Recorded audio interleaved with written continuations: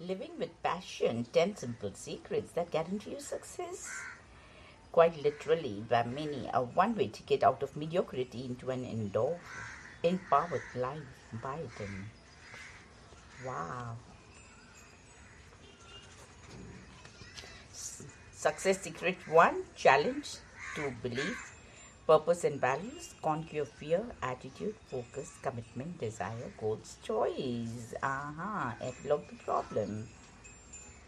Have a great day and live with passion. That's how the greetings message. Live with passion. Wow. Why am I writing this book?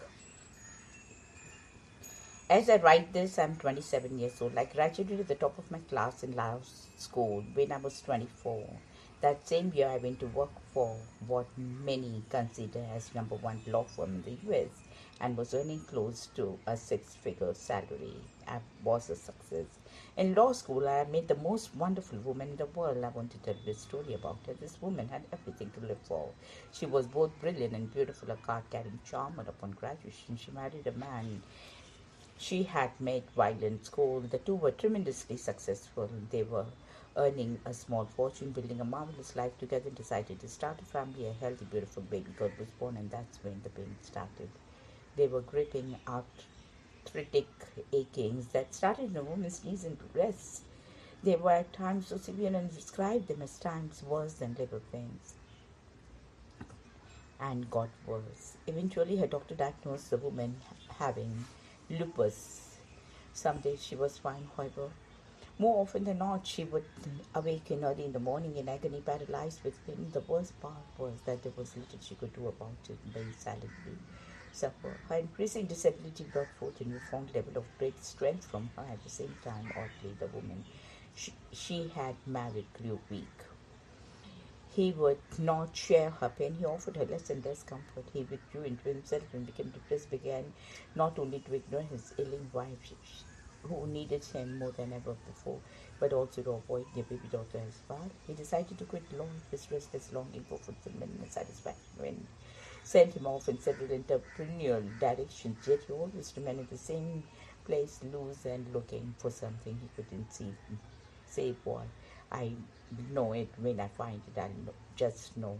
He asserted, and he looked and looked some more, and wife constantly coping with the aching in her legs and the new agony of loneliness in her heart supported him. She on her husband in every conceivable way. When her pain grew too great to bear, she could go by herself to the doctor for treatment. She never let him know. She never distracted him from his search.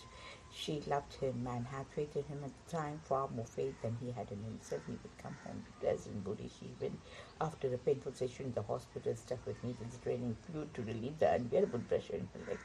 Greeted him cheerfully, smiling, supportive as always. Eventually, this ever so strong and quite miraculous woman this monumented to the power of the human spirit, concluding that the medical doctors and their conventional treatment had nothing to offer her.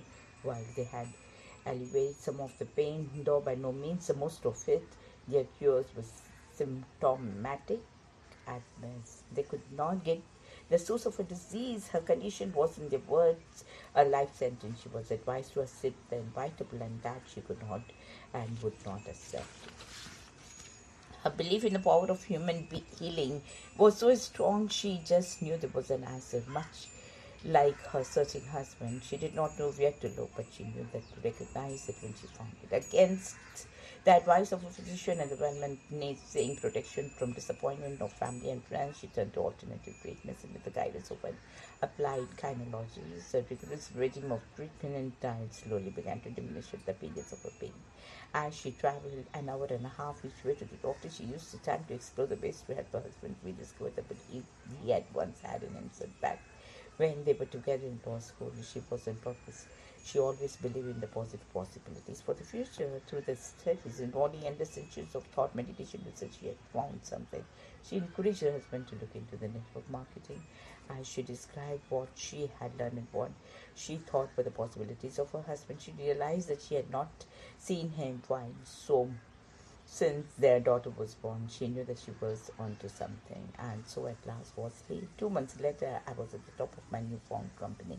I was happy, productive, active, informed, and I was back in full partnership with my boyfriend, and deepest fatherhood in love with my daughter, and most wonderful of all my life. Julie's lupus was in total remission. It was not returned to this day. It is good for good. Gone for good. Julie's belief in me, in my success, in our success was so strong, so enduring, so unturnable. But I would not resist it. She transmitted it to me. She literally wore down my moody off-trackness with her belief, with a vision. Lived with purpose and respected the values with the ability to conquer her fear and mind, her beyond positive attitude, her focus, her commitment, her persistence, her devotion to our goals, her passion, desire, never ending, never ebbing, a stand to live life of learning and growth and personal development. Julie and I no longer share the same house, but we do share the same beautiful, wonderful daughter and journey they few have ever made together. Never again will I doubt the awesome power of the human mind, the human heart, the human spirit. Indeed, the celebration of that spirit has become my mission in life. That others should learn to live with passion has become my passion. This is why I'm writing this. Julie did not tell me what to do or who it was possible to become. She showed me through the pages of this book. I cannot literally show. I am forced to tell you so. When you find yourself feeling told things of Julie, create a picture of her in your mind's eye and see what she is and what she stands for. Let her help you and translate my telling verse into showing the way of truths. She did it for me. I know she can do it for you too. Julie's condition was a life sentence. She was advised to accept the inevitable, and that she could not and would not accept. Challenge number one: life can be rocky road. The challenge is not to let it grind you into dust, but to polish you into a brilliant chain. Once you know the secret, it makes all the challenges you face in your life and work a joy to deal with. Challenge is a catalyst for success. I offer this book as a challenge. Living with passion as a challenge. I challenge you to become all that you can be and more, and possibly more than that. I challenge you to have a ball doing it. Why do I make such an outlandish challenge? Because I want you to understand that meeting challenge head on is joy. Can you imagine that? Some people cannot. Some people hold challenge as an undesirable nuisance of birth, a thing to be avoided at any and all costs. And that's a shame, because not only can challenge be truly empowering, challenge also holds a dividend secret. And once you know the secret, it makes all the challenges you face in your life away work of joy to deal with. Ready? Here it is. A challenge is not the truth. And challenge really means false accusation. Trace the word back through the Middle English challenge and the Old World challenge, all the way to the Latin calamity, and they all turn out to be the accused falsely. This means the challenge is simply not the truth, it is something that's made up. Truth is, and you and I make up challenges to serve our needs, our desires, and our purpose. And that puts a new light to the challenge, doesn't it? Remember, Julie, if you haven't yet read, so when I use the word challenge, I'm clear that I'm making it up to serve my mission, which is to have millions of people living with passion. The greatest challenge you can create are challenges that empower you. Don't bother with challenges that serve you only to distract or frustrate you. Remember that challenges are not the truth, so you get to those, choose whether or to entertain them or not. Discard any challenges in your life that don't empower you, that do not serve your success and ability to live with passion. I used to avoid challenges or attempt to, not anymore. If in my life today I actively seek challenges, spread them out and make them up whenever I can, because I'm caught on into this power to empower me. I'm a connoisseur of fine challenges, a challenge nut. My name is Peter, and I'm a challengeaholic, and I recommend you to be the same. Probably no other football coach in history was as successful as the legend Vince Lombardi of the Green Bay Packers, who coached a successful career, then retired and then came back to coach again. One of his legion of admirers, Tomo Proto, said that he too would like to win every game, but I'm not sure winning would mean much if I always win. I think that's why Vince quit. He had won too much. He came back because he missed it, but he then he had a new challenge, making a comeback. A routine of constant challenge builds a strong peace in such a way. A good gym without workouts builds strong bodies. Challenge makes you strong by exercising your creative mental and emotional muscle. Challenges tones your intuition and imagination. Exercise your desire, puts mass on your positive beliefs, trims your fat fears, and adds definition and articulation to your attitudes. Challenges are the three weights you use to build your body of success. Have you ever reached a point in your life or work where you realize you're really not where you want to be? Have you ever stopped and noticed that you could be doing more, achieving more, experiencing more success? Have you ever wondered what it would be like to go beyond making incremental gains in your performance or in the quality of your life and work? To rocket past your previous limitation and make a real breakthrough, there's the possibility of living with passion, and it's all yours. All you have to do is create a challenge and play with it. If you're ready, let's go. A routine of constant challenges builds a strong being as much as a good gym workout builds strong bodies. Wow. Number 2, secret belief. What you believe yourself to be, you are. Belief is a feeling of certainty, but being certain of what? Being certain of possibilities. When we believe something, when we really believe is that thing is possible, life after death, the cure for cancer or lupus or else, success is any endeavor. We either believe it's possible or we do not. Impossibility might simply be defined as an absence of a positive belief. The more certain you feel a thing is possible for you, the stronger your belief. Conversely, you can't weaken or even kill a belief when resisting doubt. Impossibility might be simply defined as the absence of positive belief. Doubt is like black paint. Belief is white. Have you ever mixed white paint into black to get gray? It takes an extraordinary amount of white added to the black to lighten it. Yet the tiniest dab of the black added to white makes it gray immediately. Doubt is like that. For over 100 years, the holy grail of the athletic competition was to run a mile in less than 4 minutes. Yet with each failed attempt, the possibility of success faded further, and not simply further, but into a future, but further from any possibility whatsoever. In 1920s, 30s, and 40s, 50s, science, and then past for sports medicine held that the human body was simply incapable of such unbelievable performance. The conventional wisdom of the day that was the lungs could not process enough oxygen to sustain their effort. What would burst under the strain, as would the heart, the bones would fracture, joint ruptures and bones, muscles, the ligaments and tendons would fear and fail under such reasons. Man, it was psychological, physiological, and mental barrier. A human being running a mile in under 4 minutes was just not possible until May 6, 1954 in Oxford, England, when a young medical student named Roger Bannister ran a mile in 3 minutes 59 seconds. Obviously, Bannister believed it was possible, and with his historical run, he broke not only the physical 4-minute barrier but the universally held a belief barrier as well. Within another 3 years, another runner had duplicated Bannister's feat, and in the years that followed, hundreds of others did it too. Why were they all waiting for? Today, thousands of runners around the world have run a mile in under 4 minutes. Even do it in high school. Bannister proved it was possible. Not everyone believes the impossible too is something we make up. Clearly, belief is powerful. Feeling is believing. While our beliefs are feelings of certainty, that doesn't mean that our beliefs are absolute truth. However, we operate as our belief were the truth. And isn't that wonderful? It means we can challenge our beliefs whenever we want.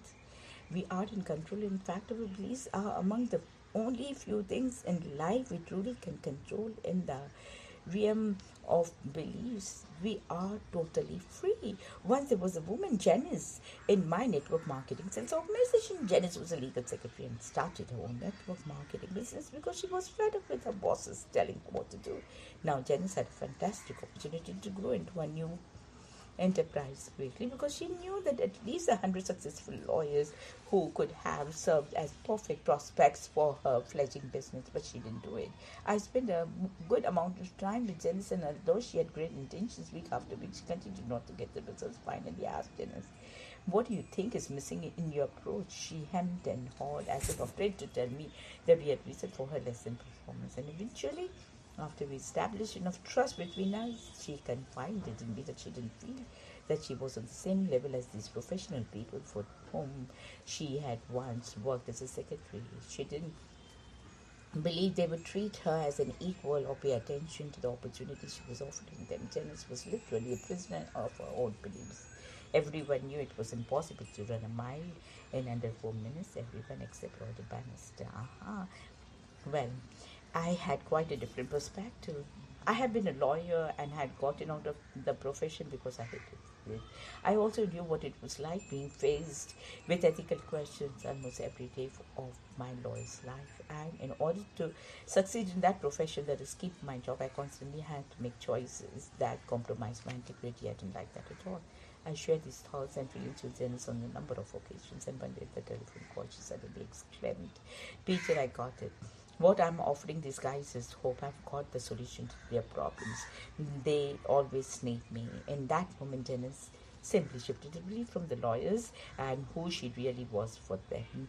She shifted her belief from a limiting one to an empowering one. The process of laying the foundation for that woman had taken her 2 months. Within the next 6 months, she became a transformed person, poised, confident, self-assured, and she took her income from 0 to 100,000, 10,000 per month. Wow. Your beliefs are your destiny. Your beliefs shape your actions. Your actions create the results. Your circumstances of your life, those results, when stretched out over a lifetime, are what's called your destiny. Therefore, your beliefs, what you cause your mind to think and feel certain about, and they create the sources of your destiny, the ultimate outcome of how life is up for you. Now stop and think for a moment. Is that the way you think it works for many people? This is a dramatic paradigm shift. Most of us walked around believing that when we earn 100,000 or drive that Porsche or live in a fantastic house, that then we will really feel great. We think that our results cause our feelings. Well, it can work that way, but that's not the only way it has to be. Obviously, things happen and you feel one way or the other about them. That's the choice you have. But you see that their feelings can also cause results. Remember, your beliefs are feelings of certainty.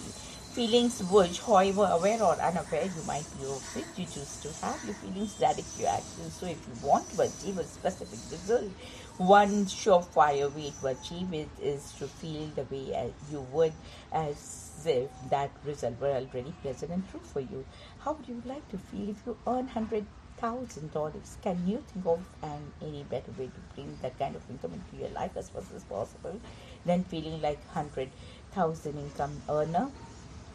There isn't any. You probably can't bring that Porsche into your driveway this very minute, but you most certainly can feel the way you would feel if that car was sitting there right this minute. And imagine what would happen in time if you wait around feeling that way. Whether or not a Porsche happens to appeal to you, my point is that how powerful a creative tool belief is for you. This is not positive thinking, mumbo jumbo. It's how great accomplishments actually occur. It is how success happens. And it's crucial that you understand the point, or at least try to, possibility. Now, knowing that it's not enough knowledge alone never produces accomplishment. One of the greatest half-truths, that is half lies in the world, is knowledge is power. Not quite. Do you remember from the high school science days of the type of energy, potential and kinetic? Potential energy is that potential, it just sits there accomplishing nothing. Kinetic energy is energy in action, is actually doing something. It's the same with the energy of knowledge. Knowledge in action is kinetic, is moving and shaking, not just sitting there in your mind. And what quality brings the energy of the potential knowledge is tendency to just sit there doing nothing and turns it into the wisdom in action. Belief. Number one, belief for all high achievers I have ever met or studied is the belief that action supersedes everything. I know this is a fundamental shift for many of us. It's meant changing the habitual strategy of ready and fire to the more proactive, the most people would assume more reckless and dangerous fire and ready. And that's precisely the kind of shift that generates quantum leaps and breakthroughs in our life. Your beliefs shape your actions create your results, and those results being stretched out over a lifetime are what's called your destiny. Action supersedes everything.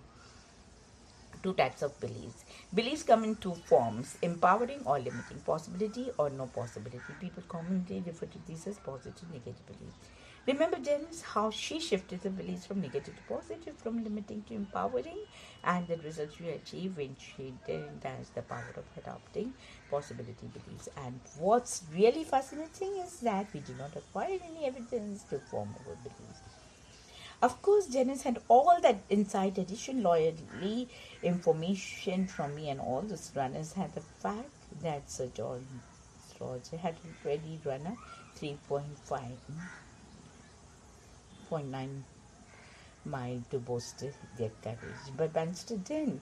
How did he form such an empowering belief while the rest of the world had tenaciously to their limiting ones? Answer surprisingly simple. He made it up. You might say that I made up these beliefs for Janice, and you would be right because I did. There was just as much evidence that lawyers love their work as there was that they don't. But for Janice's sake, they served her was to make up beliefs that supported her, seeing herself as a contribution to those lawyers. Making it up is powerful. This is one of the great creative secrets to success in any and every aspect of the life and work. You make up your beliefs, you decide positive or negative, you choose or believe what you and how you do it. Of course, you can point to any given event to influence and say, ha, that's really where that belief came from. But remember Julie's story. Look at her circumstances. She had the most beautiful evidence that she and would be disabled for the rest of her life, one of which limiting circumstances. How did Julie adopt such an empowering belief, or belief that pulled us both to the lives of health, happiness, and success? I've asked her. She says, doesn't know. And the more she looks at the process of what happened and how, the more readily she realized that she made her beliefs up. She had no facts to support curing her lupus, only a possibility. In fact, she had all the evidence in the world that said it couldn't be done. She had no evidence that I would find my life's work and turn it around. My depression and despair, only a possibility. In fact, she had evidence that said I wouldn't make it. I had been highly successful, a student, a highly successful lawyer, a happy husband, and a proud papa. And in spite of all my success, I'd forgotten it all. None of my previous accomplishments had generated me a belief in the possibilities for my future and for our future together. It's a possibility we believe in. We create possibilities even when we have the most limiting evidence at hand. Can you think of anything more limiting than being a prisoner of war, held under the most inhuman of conditions, with no apparent hope or rescue? Viktor Frankl's famous book, Man's Search for Meaning, which chronicles life of Nazi concentration camp, vividly demonstrates an extraordinary human capacity for triumphing over external circumstances by the power of freedom and possibility thinking. We clearly have a choice: create beliefs that limit or create beliefs that empower. It really is that simple. Okay, so how do you do that? First things first, don't try. Trying is so trying. Since belief is a feeling of certainty based on possibility, since it seems so very true that man can only do what he believes he can do, this puts the kibosh of the word try. See, if there's a pen and pencil near you, actually, any object will do. Now try to pick it up. What happened? If this doesn't make sense to you, then don't just read it. Really, go ahead. Try. On the immortal words of the Star Wars Jedi Master Yoda, Luke, you either do it or you do not. There is no try. If your dictionary has the word try in it, I suggest you draw a big line through it, then do the same with the try in your own vocabulary. Now let's go back to how to create the beliefs that empower you and how to rid yourself of limiting beliefs. Asking the right questions. One thing I've found common to all the high achievers I've met is that they ask themselves questions that help them create beliefs that empower them. Okay. This is one of the great creative secrets of success in any and every aspect of life and work. You make up your beliefs. You decide. You either do or you do not. There is no try. For example, what kind of question is this? What am I so fat? Is it a limiting or empowering question? Look at the possibilities of our answer to the question. They're all limiting. It's like the classic mind bender.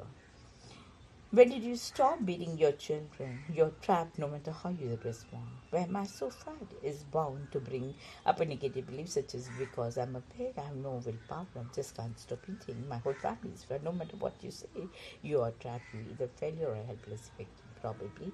But ask the question this way instead.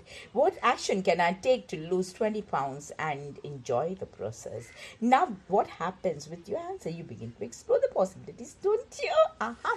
You start looking at a possible solution, exploring creative ideas. Maybe you have even begun to make some new beliefs for yourself. It's a whole new and different ballgame. It's a high achieving question which can be answered only by high achieving possibilities. One key to establishing new beliefs in yourself and in others too is to ask questions that it is possible. Possibilities, answers. Take a minute right now to write on 2 or 3 high achieving questions you can ask yourself about your success. Remember, you are about to become your questions to choose those that bring out the possibilities for your future. Mm-hmm. Another way to use this positive high achieving questioning is to take on those areas in your life where you are got limiting beliefs. In the language of today, you could call these dysfunction beliefs simply because they aren't supporting you in achieving what you want in life. Take these negatives and ask questions in a more positive way. Just turn the negative into positive as we did in the Jenison Health view of the lawyer prospects. For example, why can't I quit smoking to a positive by asking what steps can I take to be smoke free, or what can I do if I lost my job, into what alternative exists to give me the work security I want and deserve. In each of these instances, the answers shift from those which serve only to empower your negative beliefs and limitations to no possibility into those which empower your aspirations and desires and generate new beliefs for what is possible for you to achieve. You might be wondering why this works so well. It's because of the structure of your subconscious and the superconscious mind, the power of subconscious mind and superconscious. I think of these mental patterns as the lower and high minds. Not that they are separate, or not that one is better than the other. They are two sides of this mind coin that is in does your thinking. They are the two parts of your feeling intelligence that work together to create your belief. High achievers ask themselves high achieving questions which can only be answered by high achieving possibilities. One key to establishing new beliefs in yourself and in others is to ask questions that are possibility answers. Let's talk about the subconscious first. The subconscious part of the mind is like a storehouse of all your memories, everything that you have ever said and done, and everything that you have ever been said and done to you and about you as well. It also stores everything that you have ever thought. Now, isn't that an interesting idea? Maybe even a little scary? You would think of the subconscious mind as a set of old-fashioned balance scales and type the dish hanging on each side, like the scales of justice. So one side holds your positive memories, the other your negative ones. When one side is weighed down more than the other, that side represents what you believe is true for you. What's interesting about the way of subconscious works is that it accepts everything it's told, hears, sees, experiences, thinks, feels, etc., as if it were the truth. Think about this for a moment. Here's your subconscious taking in all that happens as the truth, and one day when you are still a little kid, somebody tells you you're a jerk. In reply, you say out loud, "No, I'm not. The score is now 1-1." A little later, you do something careless. Drop something or say something stupid. All of a sudden, the notion pops into your mind that was something a joke would do. Not 2-1 in favor of you, the joke. Then perhaps you ask yourself, hey, am I really a jerk? 3-1. Now magnify this process over a lifetime of experiences, other people's conversation to you, talking to yourself. Is it possible that on one side of your subconscious skill, there are hundreds, even thousands of instances of you as jerk? You bet it's possible, and what you suppose is the self-image of the person that is a jerk. Messages weighs down his or her scales, big jerk, and that's how it happens that we carry around both empowering and limiting beliefs about ourselves and our world. The child who's told that he can't do and can't do that over and over at the parents teaches another kid and then multiplies those by all the times. He says inside his own mind, I can't is destined to carry around, and I can't believe, which just keeps getting bigger and bigger every day for the rest of his life. Thankfully, the opposite also occurs. And the child who is constantly encouraged by hearing that she can do anything or being in situations that do that successfully, like shooting baskets at a rim and not net placed 5 feet off the ground instead of the conventional 10 feet or more, forms beliefs that agree with all that possible input. Here's an example I love. There's a progressive school where you think Mozart was normal. Wolfgang and Mozart began composing at the age of 5 and was performing difficult pieces and several different instruments a year later. The teachers at the school operate as if they were true and possible for every child. Talk about empowering beliefs. For their first music lesson in the school, the kids' parents and teachers all get dressed up in black tie and evening dresses. Everyone assembles in the school auditorium as one by one the children are introduced. Come out on stage, violin in hand, take a bow and receive the thunderous applause and the cheers of the audience. That's the first lesson. Keep that up for 12 years of school and you are going to produce the most bountiful crop of highest yours in the world. Appreciation, recognition, positive encouragement are so very important and so very powerful because they carry such weight which tells in our subconscious mind. Once two little kittens discovered a big pail of ice cream, now being kitten. They being tired, tried everything they could do to all get all the delicious cream. They finally did and they fell in. At first they were both in kitty heaven, swimming around in the cream, lapping it up, drinking more and more and more. But after drinking their fill, they all of a sudden realized that they couldn't get up. And they tried and tried, but the rim of the pail was just too high to reach. About that time, the kitten playmates came along and gathered around the rim of the big pail and started shouting and jeering at the two kittens in the cream. They made fun of them, mocked them, and laughed at how stupid and foolish they were all to fall into the pail of cream where they couldn't get out. One kitten stopped looking up at the others and making fun of him and felt more and more dejected. He kicked and failed his legs and paws, but finally he gave up inside exhausted to the feet. But the other kitten kept looking up at the playmates. She seemed to be renewed by the taunts and kept trying and jumping up as it reached the edge of the bed. Eventually, all her jumping about turned the clean to butter, and she stood on the firm surface and jumped up and out of the pail easily. When she got out and stood next to the other kittens, one of them leaned over and asked, "How do you keep trying even though we are laughing at you and making fun of you and telling you would never make it?" "Oh, you see, I'm a little deaf. I thought you were cheering me on, and that inspired me to keep trying." Aha, you see, just like me, you should love it.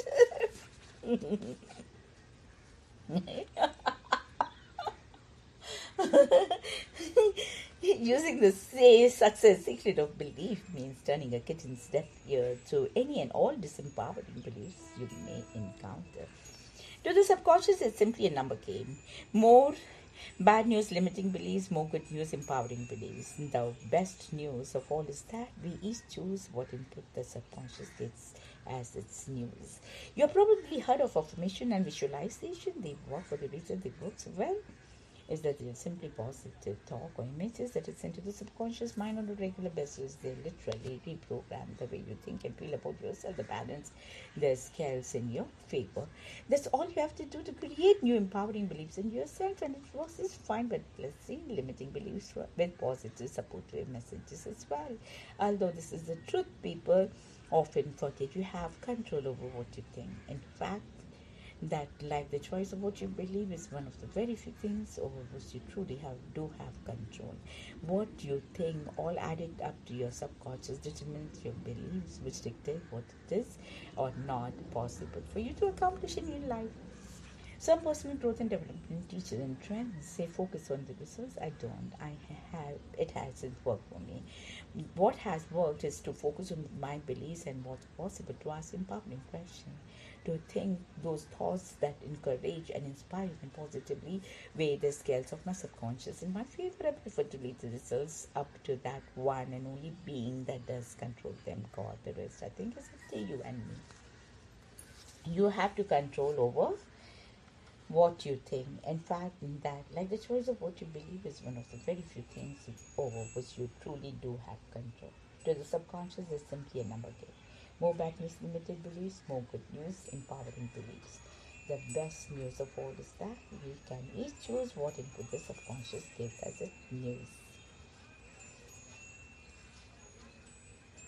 Subconscious mind, I don't want to make trouble here, but it is my firm and unshakable conviction that intuition is not the exclusive province of the female of our human species. Everyone has intuition. That's what the subconscious mind is, intuition. And the access you have to your intuition is through your imagination.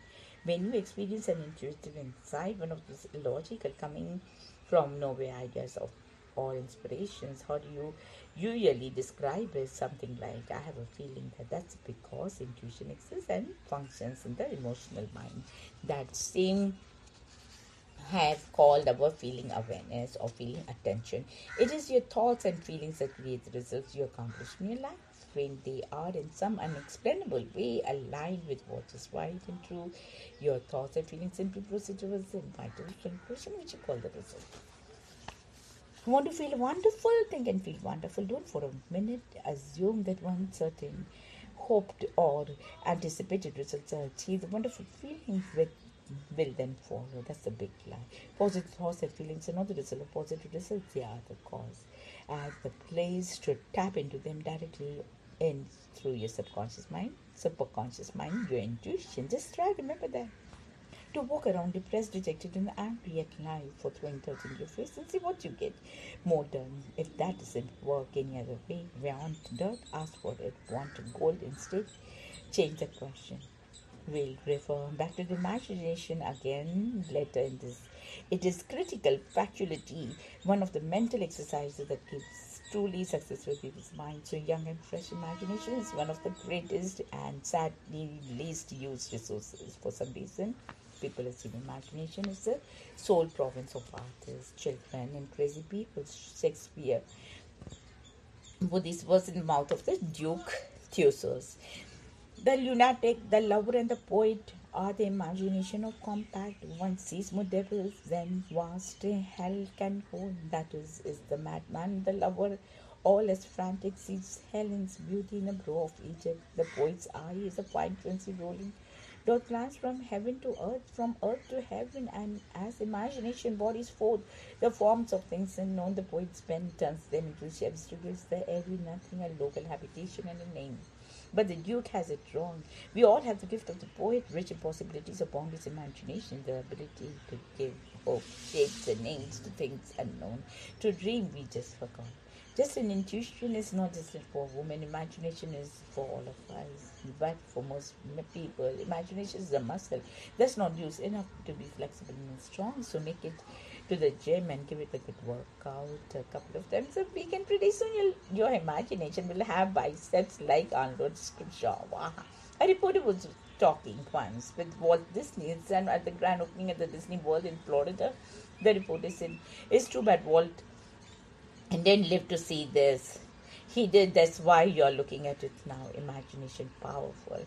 Beliefs are the best when they evolve from and express two things all human beings need as much as air, water, and food, purpose and values. That's where we are going next. Positive thoughts and feelings are not the result of positive results in your life, they are the cause.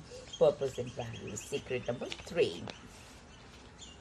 Great minds have purpose, others have wishes. Everything we do and everyone we are is created by our purpose and values. Take a look at any trouble in the world, whether between rival factions in a varying country, between corporate competitors, or between the husband and wife who are not getting on well together. I can promise you that you'll find that parties involved do not recognize or honor one another's values nor empower each other to express their life purpose. Let's start with values first because they are the seed from which the purpose grows. Values are the heart of the matter. Your values are what makes you stick. Your values are the seed and the source of your wants and desires. Yet most people don't really think about their values or the values of others, even when they are considering what it takes to be successful.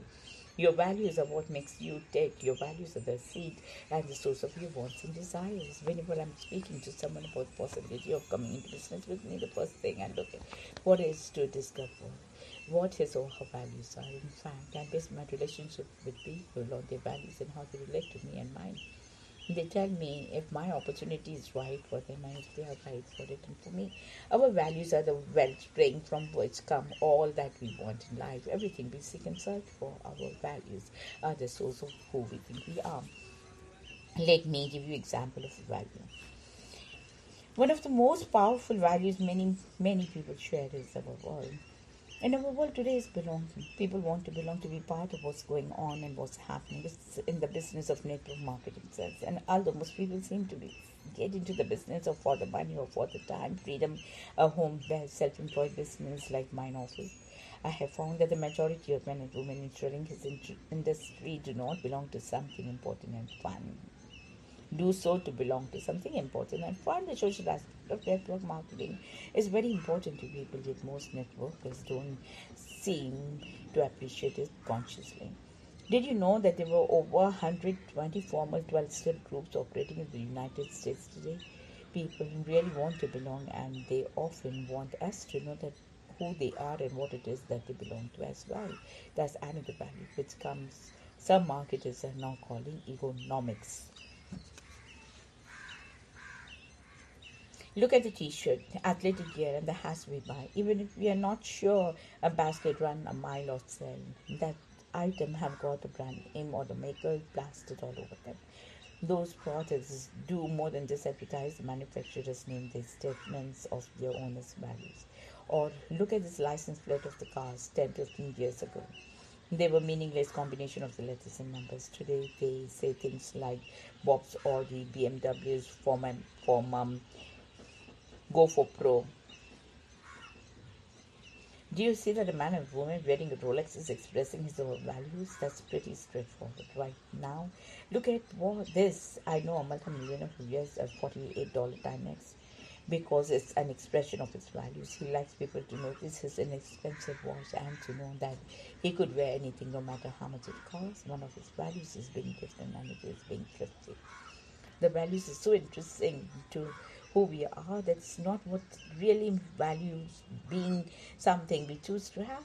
It's almost as if we are revealing that they are the values that have us. Values are that compelling. Values motivate us, and when we find our values not being respected by what other people's or institution, we disappear them. Like the stranger was an instant. We will not keep company with people who do not honor our values. We will not do business with companies that do not empower the expression of our values. Let me give you a famous example.